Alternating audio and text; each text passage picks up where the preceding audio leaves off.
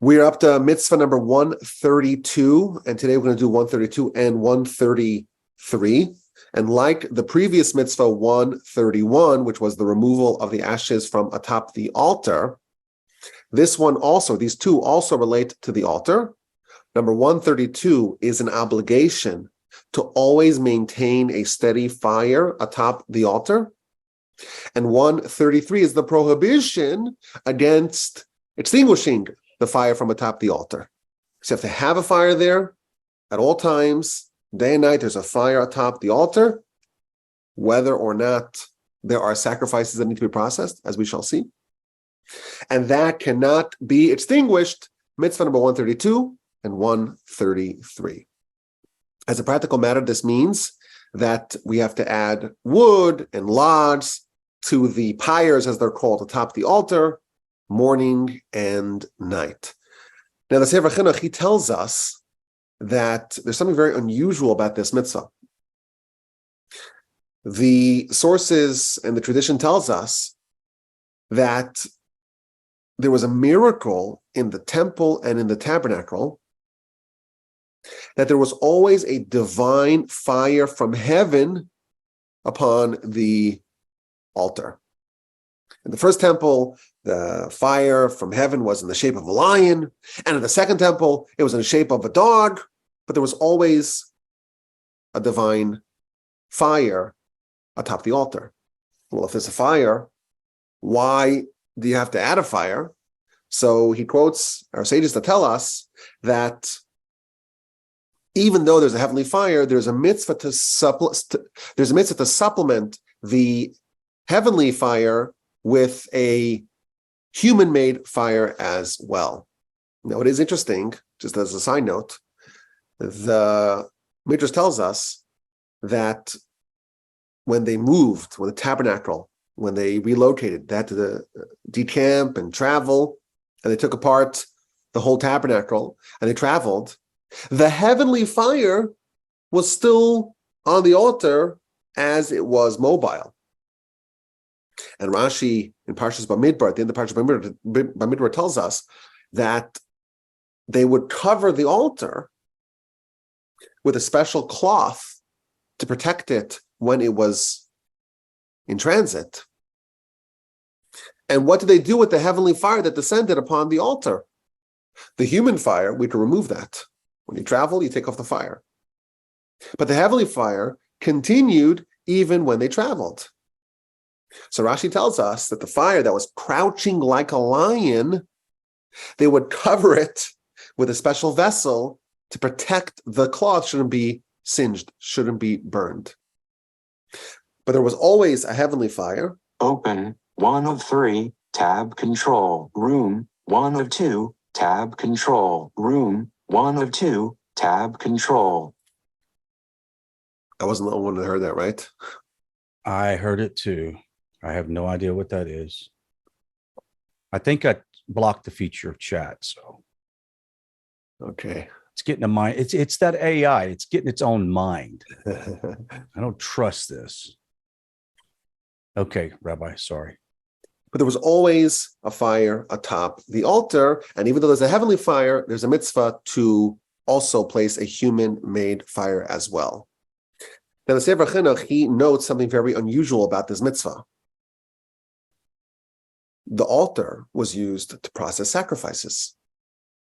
What do you need to do to make a sacrifice? Well, you need a lot of things. You need a sharp knife to do the slaughtering, and you need all sorts of vessels to process it, and you also need a fire. So why is there a standalone mitzvah to have a fire atop the altar when we have many, many mitzvahs that relate to sacrifices, and the sacrifices mandate that you have a fire? So why is there a separate mitzvah to have a fire even outside of its requirement, its utility to process the sacrifices? And he tells us, and this is one of the major themes of this mitzvah, that yes, aside from the requirement of fire to process the sacrifices, there is a standalone mitzvah to have a fire at all times atop the altar. So this is the positive mitzvah, mitzvah number 132, to have a fire. And then 133 is just the flip side of that, the prohibition not to extinguish the fire from atop the altar. You cannot remove even a single ember from the fire atop the altar. It's a very serious prohibition.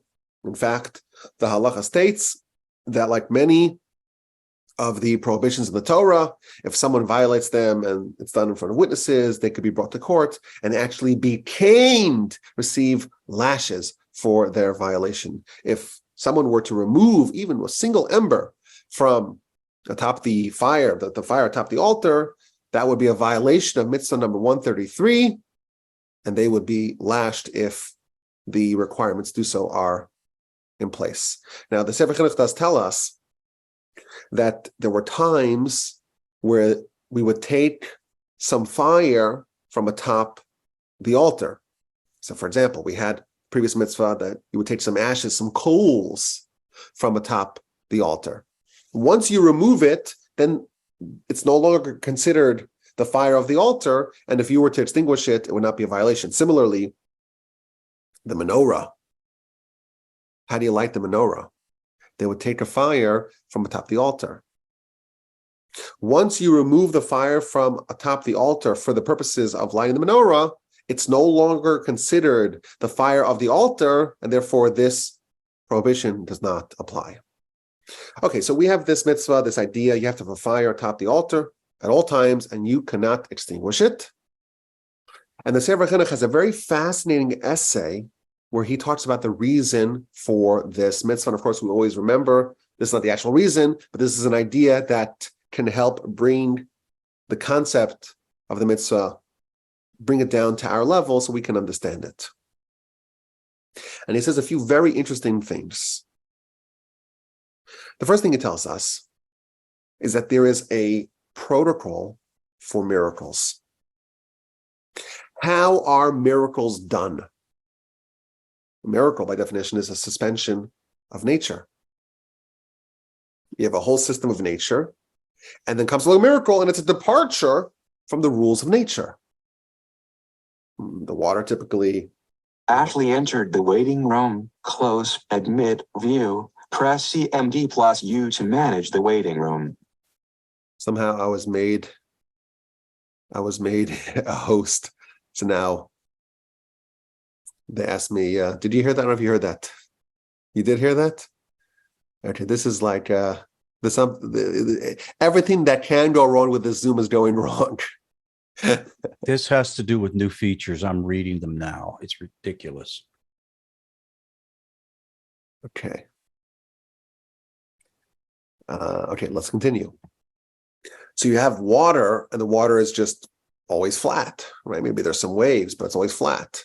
And then you have a miracle where suddenly the water is split, and the Jews are able to walk in the dry land amidst pillars of water on either side. That is a departure from the normal rules of nature.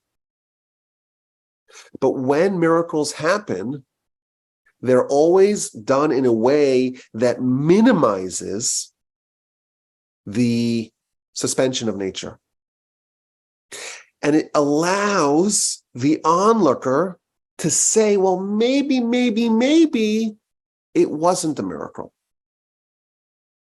So, for example, when the sea split, this is what he tells us, the example that he features. In Exodus chapter 14, verse 21, the verse talks about what happened before the splitting of the sea. There was a strong wind, and it was a fierce wind the whole night. It was like a tsunami. There was like a hurricane. And sometimes it's a feature of cataclysmic weather events. Sometimes the waters just leave the shore and they just leave the sea.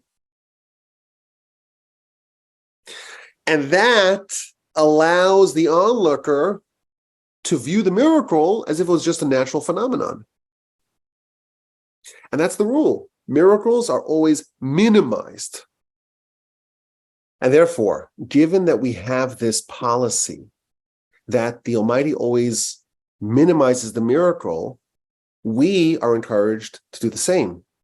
And therefore, if the Almighty gives a steady miracle that a heavenly fire always appears atop the altar, it is incumbent upon us to do what we can to minimize the miracle And therefore, says the Sefer Chinuch, we have a mitzvah to always have a fire that is of human origin atop the altar, and therefore the miracle of the heavenly fire is not as pronounced. And then he adds, the heavenly fire was almost always invisible. There were some exceptions. There were a few times where there was a heavenly fire. For example, in the 8th day of the inauguration, on the first day when Moshe handed over the reins of the tabernacle to Aaron and his sons, this is the first day of Nisan, so almost a year after the Exodus. The verse tells us, I think this is in chapter 12 or 13 or something like that of Leviticus, that a fire descended from heaven. Everyone saw it. That was a departure. There was always a fire from heaven, but most often it was invisible. Now, continues the Sefer Chinuch in his essay, and he asks a very sharp question. He says, wait a minute. Why is there a need to have a fire at all times? After all, the reason why you need a fire is to elevate the sacrifices. Of course, every sacrifice has a different set of protocols. Some are burned entirely, a portion of it's given to the Kohen, a portion of it's given to the Kohen and to the owners. But there's always a part of it that is going to be placed upon the altar. And therefore, the fire, it's effectively a means to process the sacrifice. So if this mitzvah was only, the idea behind the mitzvah was only to minimize the miracle, well, then that would only be needed for sacrifices. There would be no requirement to have a steady fire at all times. We have a special mitzvah to have a fire even when it's not being used to process the sacrifices. And the example that we gave earlier would apply. You need to have a sharp knife to do a sacrifice. Yet there's no mitzvah in the Torah to have sharp knives. It's part of what you need to facilitate the mitzvah, but it's not a standalone mitzvah. So therefore, this idea that we're trying to minimize the miracle, it would not suffice for this mitzvah entirely. And then he says something very interesting. He says a few very, very interesting fundamental principles. He tells us that a person can be a receptacle of divine blessing that can then permeate the entire world. And he recalls what he said in mitzvah number 97. Mitzvah number 97 relates to the showbreads. And he said over there that the reason why we have breads in the temple is because everything in the temple received divine blessing. And if you want to have divine blessing in bread, in grain, in sustenance, in nourishment throughout the world, you have to have a foothold of that in the temple. And therefore there was bread, 12 showbreads in the temple. And because there was bread in the temple, those breads received divine blessing. And once the blessing found a foothold in the temple in bread, that can then cascade outwardly to all the other breads in the world. And thus, the showbreads served as a means to receive divine blessing in all food worldwide. You have to have something that the blessing can grab a foothold in. And once it's there, it could spread to everything of its type. And the bread of the showbreads, that serves as a receptacle of the divine blessing for bread. And once you have a bread in the temple that is full, replete with divine blessing, from there it could spread to all other breads. Says the Sefer Chinuch, just as we want blessing in bread, we want blessing in fire. We want there to be fire at all times in the temple, because fire needs to have a blessing. And the word that he says is an incredible line. There has to be a mitzvah in fire in the temple, because all humanity has fire within them, like fire in your belly. And we want the fire, the dynamism, the energy that is present in all humanity to be blessed. And therefore you have to have a fire in the temple. And once there's a fire in the temple, there's blessing in that fire in the temple. And once there's a blessing in the fire in the temple, that can spread to all other fires. And in every person, in all of humanity, the fire that we have within us will be blessed thanks to the fire that's atop the altar. Incredible idea. Why do we have the fire on the altar? So he gives us one idea, and that is we want to minimize the miracle and the fire that we use to burn the sacrifices. We want to have that obscured, and therefore we supplement the fire that comes from heaven with our own human fire. And then he says this incredible idea that there's another reason why we need the fire, not to burn the sacrifices per se, because after all, it's at all times, even when there are no sacrifices to process. 2 p.m, all the sacrifices are done. The Kohanim are on a break. The sacrifices will not suffer if the fire is extinguished. Sacrifices come and you start a new fire, no big deal. But we want fire just for the sake of the fire because we want blessing in fire. And once there's blessing and fire in the temple, that can permeate, that can spread to the fire within every person. Now, Sefer Chinuch elaborates on this idea. What is the nature of this fire within man? So he talks about the idea of energy, the idea of movement, the idea of vitality and dynamism. The fact that we have an engine that drives us, that we have momentum, that we have action, that we have dynamism, that is what is indicative of the fire within us. And it's important for it to be blessed. Because if someone has too much fire, they could be very angry, they could be in danger, they could have fever, what he says. And if someone has too little fire, they'll be sluggish, they'll be lethargic, they'll be weak. And therefore, you have to have blessing in the fire, the right amount of excitement and dynamism and action, the right amount of fire in your belly, but not too much. You need the Goldilocks zone, no more, no less. And therefore, you have to have the fire be blessed. Too much fire, it's destructive. Too little, there's not enough vitality. And therefore, you need blessing and fire in the world. And therefore, you have blessing in the fire in the temple. A beautiful idea.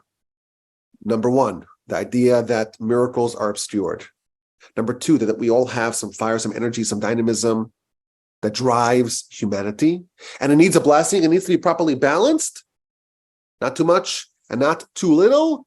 And for that reason, we have this unusual mitzvah that totally independent of the utility of the fire to process sacrifices, there is a mitzvah to have a steady fire atop the altar at all times.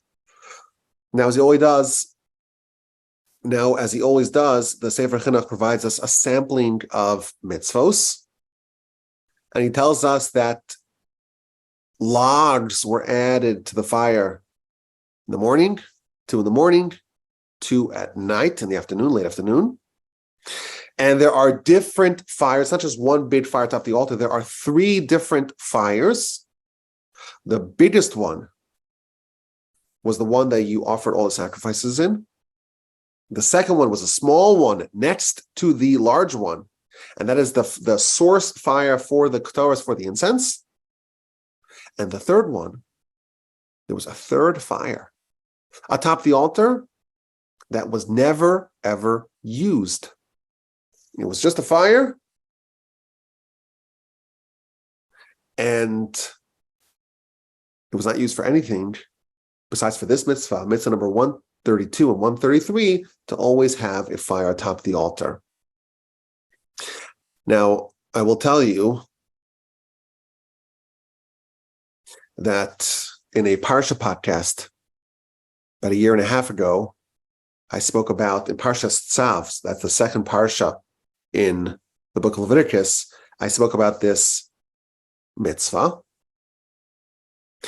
And I suggested another approach as to why we have this fire at all times atop the altar, even if it's not being used to process sacrifices. I think it's a nice idea. I would like to suggest it here as well. we know that a mitzvah could be the byproduct of a given set of factors. You have to have an opportunity to do the mitzvah. You have to have the ability to do it. You have to have the drive to do it. And you have to execute upon your desire to do the mitzvah. I wanted to suggest that when you have a fire atop the altar, what does that mean? It means that you are always ready, should the opportunity arise to do a sacrifice, to do service for the Almighty, you are always ready for it.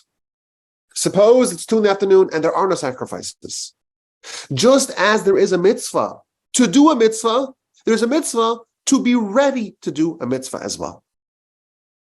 And therefore, there's a standalone mitzvah to say that's not just the mitzvah itself that is the mitzvah, to be ready, to be prepared, to be ready to pounce on the opportunity to do the mitzvah, that in itself is also a mitzvah. As an example of this, the sources note that when Moshe has his prophecy, his initial prophecy at the burning bush, the verse highlights the fact that Moshe noticed it and he turned and he went. He kind of engaged with the sight that was before him, the burning bush that's not being consumed. And the commentaries there say that Moshe was ready for this moment. Yes, there was the opportunity, but he was also prepared for it. And the commentaries tell us that he sees the opportunity, he sees the moment, but had he not seized the moment, had he not been ready, he would not have been selected. All of the giants, all of our heroes are ones that accomplish great things. But they don't accomplish great things because they have more opportunities to accomplish great things. What really separates the giants, the heroes, from the lay people is the readiness, is the preparation, is the getting in position, positioning themselves to be ready to pounce on the opportunity that does arise. The fire of the giants was always lit. If you have an opportunity and you're scrambling, where's the fire? Let's get ready. It's too late. You'll miss it. And you never know when a golden opportunity may present itself. And therefore, we have this mitzvah, which again, we're applying it more globally.